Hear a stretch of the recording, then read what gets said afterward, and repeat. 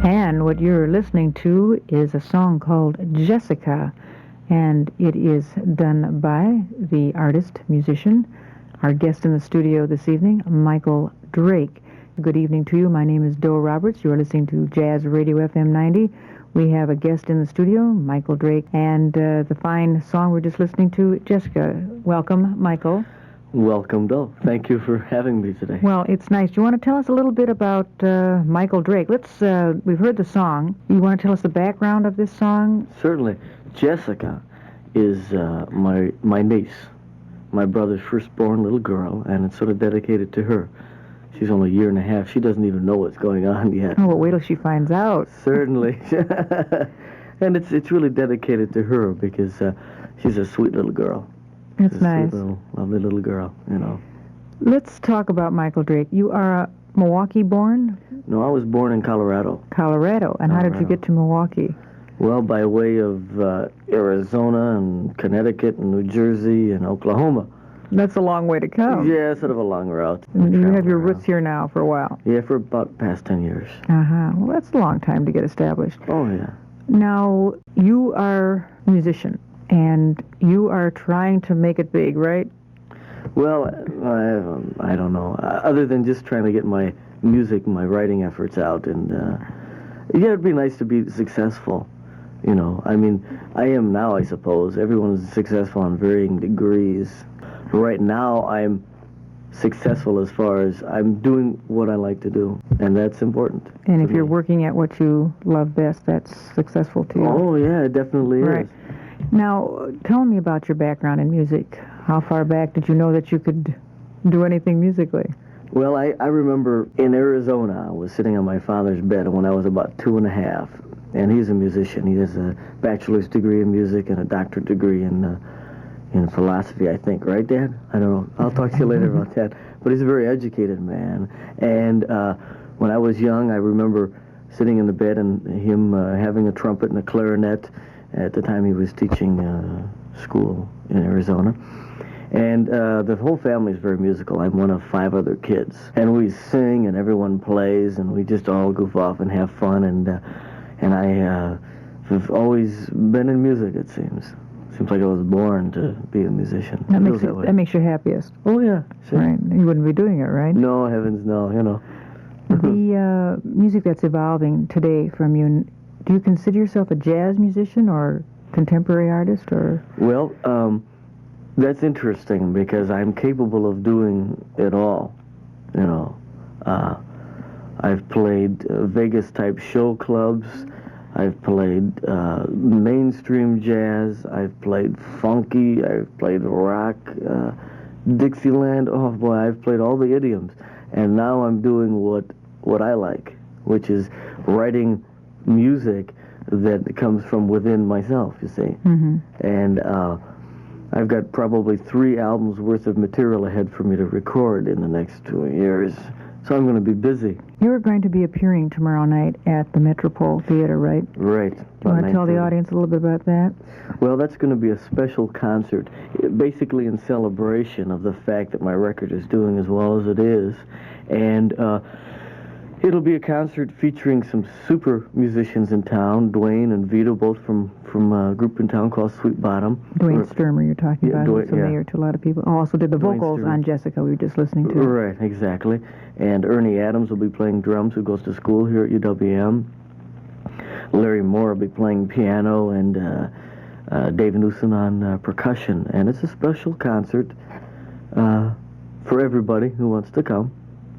So it's going to be, try to get the audience involved, a little informal atmosphere type of thing. It'll be a very comfortable thing. That's the way I like it. And that starts at what time did you say again? 9:30. 9:30, the first show. The first show, right. Okay, well, we'll keep the audience reminded of that as we talk this evening. Thank you. It's okay.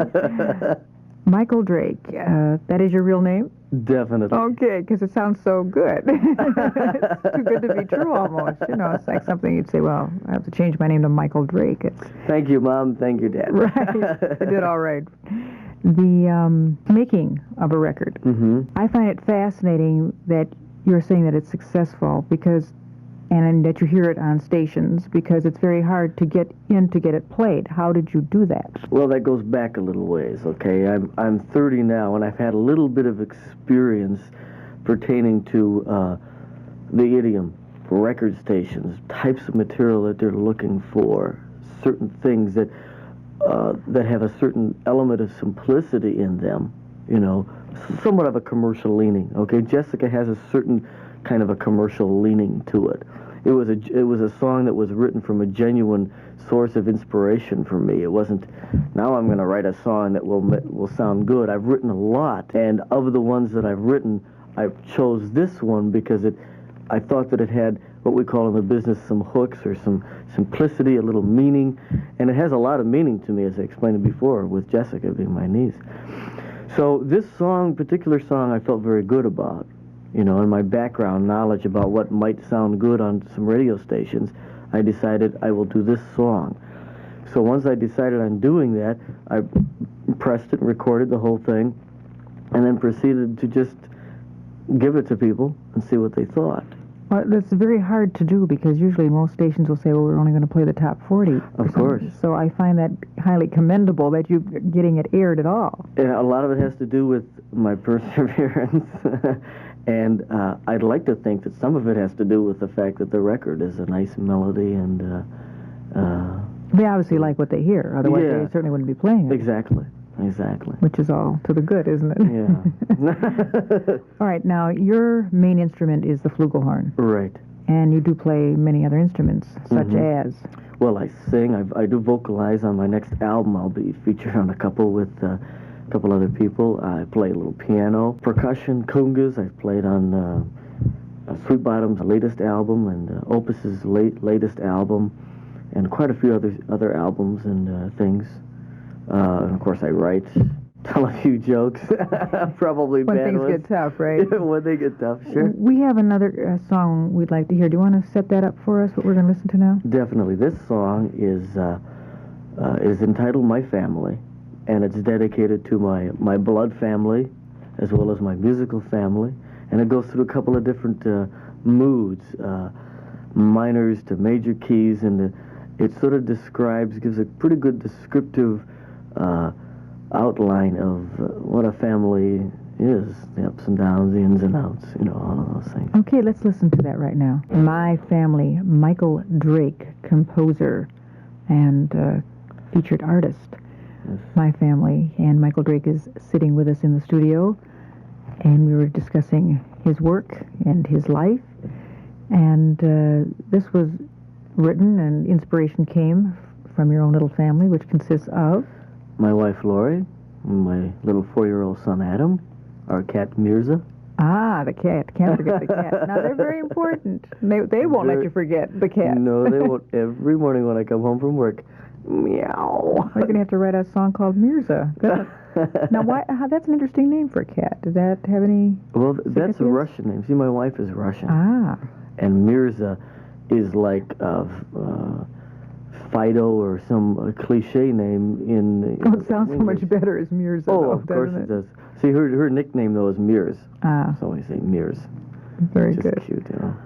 So now we get inspiration from the family. We were talking before playing this cut for the audience about getting a record started and getting it airplayed, and your perseverance in doing so, and because sometimes it takes more than that, and obviously you've made a lot of friends along the way who are backing you, which is nice. Yeah, right. Because you need that. I know how difficult it is in this industry, and as you say, you're hoping for a record company to give you a sweet deal somewhere along the way, and before I get too old, you know. Yes, folks, he's an 85-year-old man sitting in here, you know, he's getting older all the time. Musicians on here, for instance, now Dwayne Sturmer, he's with you a lot, and you play, like you said, with Sweet Bottom, and right. I noticed that also it said that you had originated the group Nexus, is that right? Well, I was one of the originators, right. Mm-hmm. This goes back a while, right.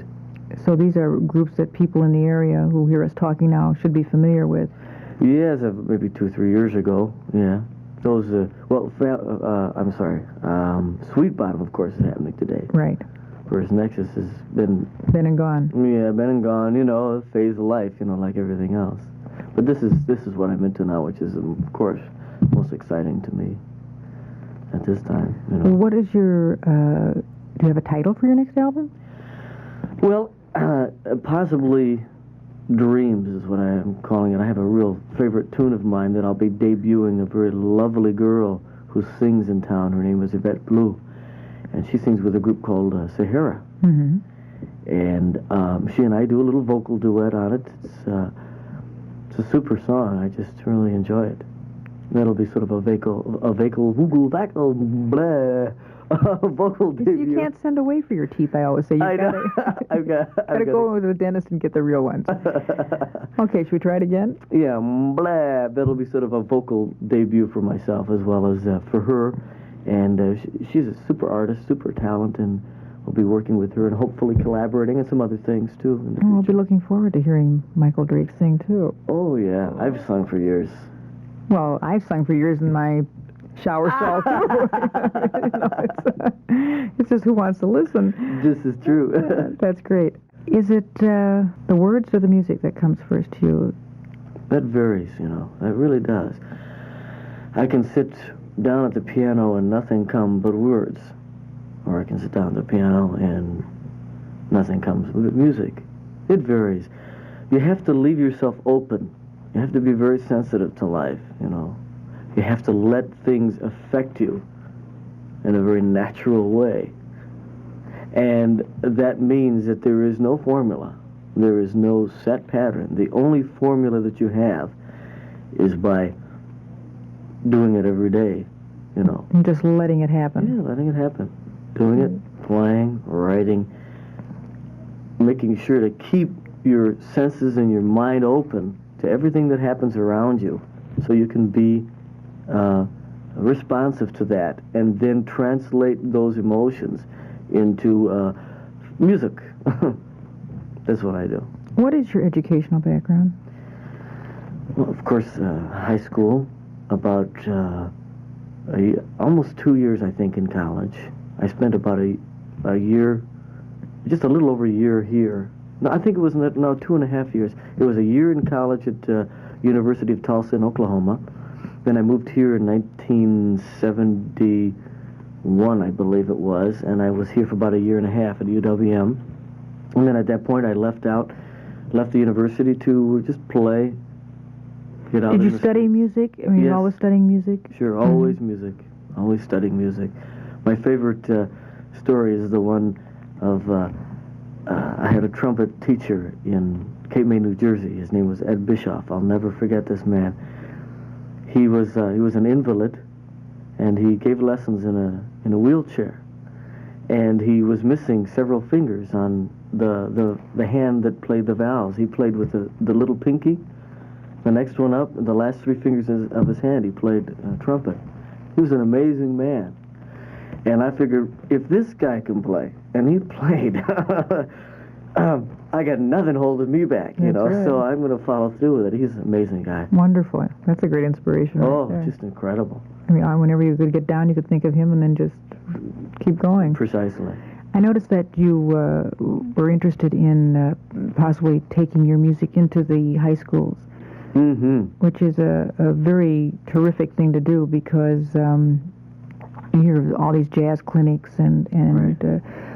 They want the young people to hear the music. But that's what's happening. We find, too, in our audiences that a lot of young people are picking up on the music. And what do you propose to do? Well, I'm trying to get enough big band arrangements together of all of my compositions and go into the high schools and share my education, share my experience, share my knowledge with these younger kids that really need that. They need some hometown people saying, hey, look, here I am, and look what I'm doing. These are the experiences that I have. This is the knowledge that I have. Enjoy it, learn from it, be motivated, dig it, do it, whatever you want to do. But here it is, this is what I'm doing, and I can teach you anything you want to know about anything you want to know, because I've learned a lot about a lot of things at this point in time. Well, I think that's fabulous. Have you done anything concrete with it yet? I know, I mean, it's a proposal at this point. Have you? Yeah, well, I've contacted every high school in the area. Are they Every high receptive to school. this? Oh, very receptive. Good. They're very interested in doing it, because I'm not asking a whole lot of money. You know, that's not really the objective. There are several things that I can get out of it. Perhaps a little more popularity, sell a few more records, which is always nice, because you need that to survive. You know, We've got to be realistic. Sure, of course, but the kick I would get out of it is are so open and ready for this, and yeah, they are. The fact that the more people you can reach, the better it is for all music.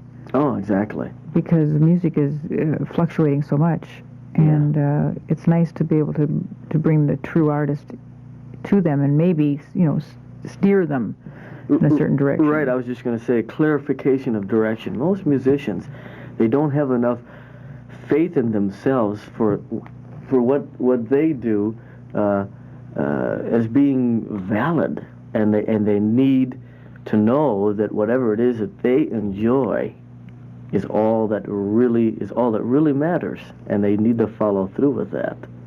You know, they need to not be afraid and follow through with it. You know? Well, that's terrific. Now, besides this and trying to complete an album and doing that, what would be your long-range goal for Michael Drake? What would be the ultimate for you?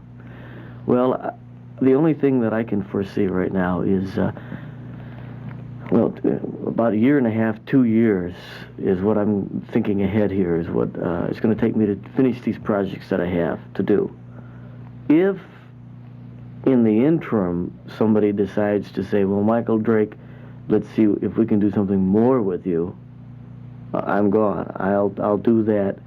My basic philosophy is to follow the direction of least resistance, whatever that would be. When it comes to writing, I do that. When it comes to my basic life, you know, the direction of least resistance. So that philosophy would really dictate what I'm going to be doing 20 years from now. And to tell you the truth, I have no idea. And I like that.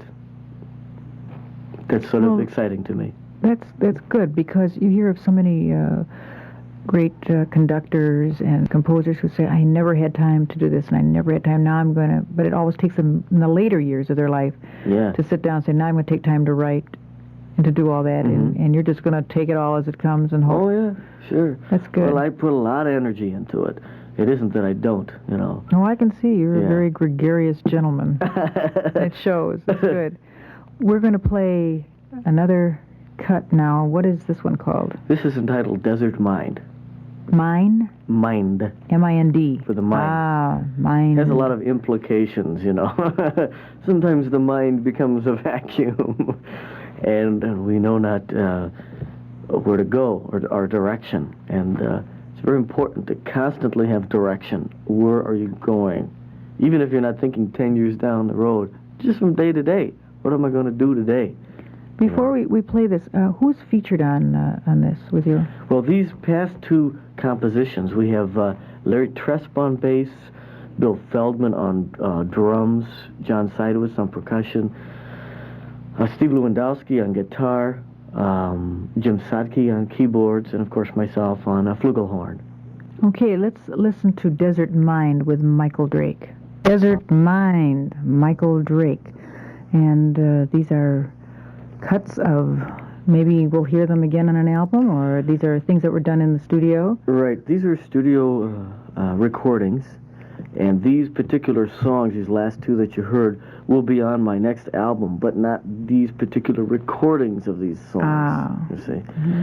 So, we'll say, one thing I wanted to ask you before we close was that, did you have any particular idols or people that you wanted to emulate or anything? Because, I mean, there's reminiscences in there. I'm sure other people are listening and hearing a little bit of Chuck Mangione in there also. Sure. I listen to and have listened to virtually everybody. I've understood what they've said, digested it, enjoyed it, and everyone basically has been an idol to me that has been successful or even not successful.